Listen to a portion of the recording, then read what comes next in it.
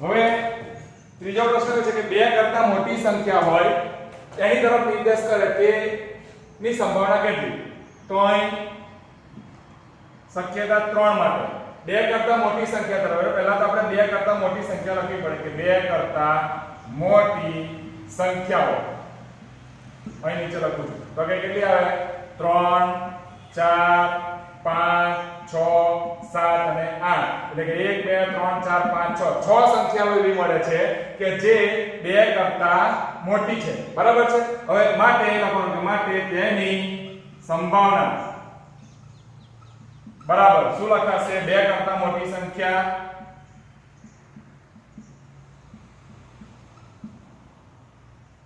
એના છેદમાં m. ચલો 2 કરતા મોટી સંખ્યા કેટલી મળે? 1 2 3 4 5 6 એટલે કે 6 એના છેદમાં n એટલે કે 8. એટલે મારી પાસે એની સંભાવનાને હું p of c કહું તો p of c બરાબર મળે છે 6 ના છેદમાં 8. હવે કોઈને છેદ ઉડાને લખવા હોય કે ભાઈ 3 દુ 6 અને 4 દુ 8 એટલે લખું છું 6 ના છેદમાં 8 બરાબર 3 દુ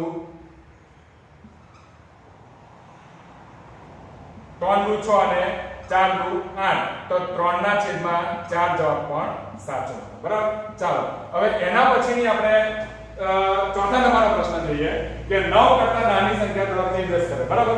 હવે અહીં પહેલા તો લખી દઈએ ચોથો પ્રશ્ન કે ભાઈ 9 કરતા નાની સંખ્યાઓ કઈ છે? તો કે 1 2 3 4 5 6 7 ને 8 8 સંખ્યા જે છે તે 9 કરતા કેવી આવશે? નાની જ આવશે. એટલે હું અહીં લખીશ કે માટે તેની સંભાવના એને p of d કહું તો p of d બરાબર શું લખાશે?